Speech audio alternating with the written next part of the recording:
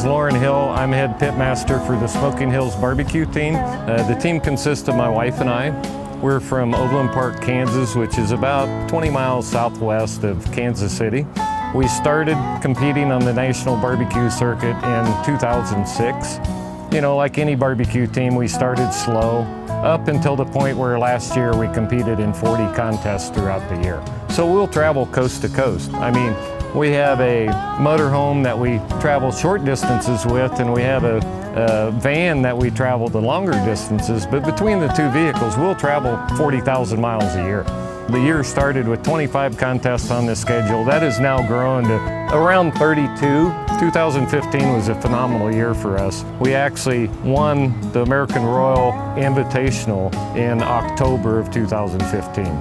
It's 187 grand champions from across the world. We went a month later to World Food Championships down in Kissimmee, Florida, and ended up winning the barbecue division, and then went on to win the overall World Food Championships. The American Royal will be our biggest competition of the year.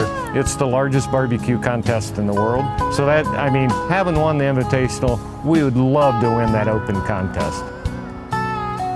Putting the charcoal in, putting the wood in, getting it to the right temperatures, that's the pitmaster. I do all the cooking on the pits. My wife's on the sidelines. She prepares the turn-in boxes, puts the garnish in them, helps me set the meat in them, cleans the boxes before turn-in, and she is my primary taste tester. If she likes it, she'll take a bite of 4 different slabs of ribs, and she'll say, "That's the one." There's a lot of different factors involved in producing a good product. One, you don't want to over-smoke the meat. That's probably the #1 mistake most people make, is adding too much wood and getting too much smoke flavor on the meat. So I suggest for anybody new starting to cook to start with no wood whatsoever on the charcoal, and then gradually add till you get the smoke flavor you want. #2 is you got to have the right seasonings and sauces. They got to complement each other. So for example, on ribs, we use 3 different rubs. We do a sweet rub, we do a kind of a spicy barbecue rub, and then we do a spicy rub. So you kind of get layers of flavor. Cook it right, not too much smoke, and using the right rub and sauce combination is the key. You know, we were first introduced to Challenge Butter in 2014 at the World Food Championships. And Challenge Butter is just a super fresh, creamy butter, the best I've ever had. Most teams will use some sort of butter on chicken and ribs. Well, we decided to take it a point further and started using the Challenge Butter on pork and brisket as well. As soon as we started using it, I mean, our scores skyrocketed. And I think the main reason is it's the moisture and the flavor that the butter actually adds during the cooking process. We'll cook 16 chicken thighs, and we'll use 3 full sticks of butter on those thighs. It steams in the pan, adds moisture, flavor.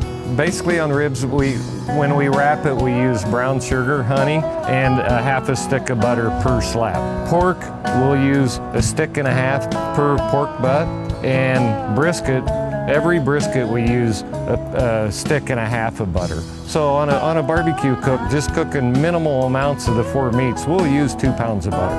Everybody loves butter. Use as much as you'd like to use. I mean, you can't go wrong with butter.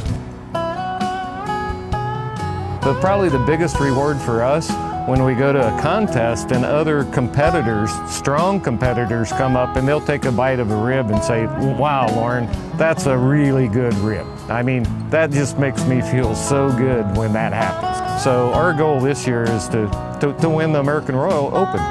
Barbecue's an American deal.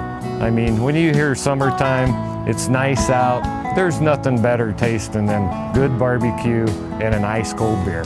I mean, for somebody getting started in barbecue, there's a couple suggestions. Not too much smoke, and cook it right. The tenderness is so valuable.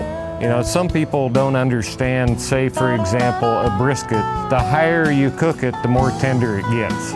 They think of a steak where if you overcook it, it's gonna be, you know, cardboard. Well, a brisket, if you overcook it, it's gonna fall apart. It won't even stay together. So do your research. I mean, there's so many videos on the internet. It's good to use temperature as a gauge.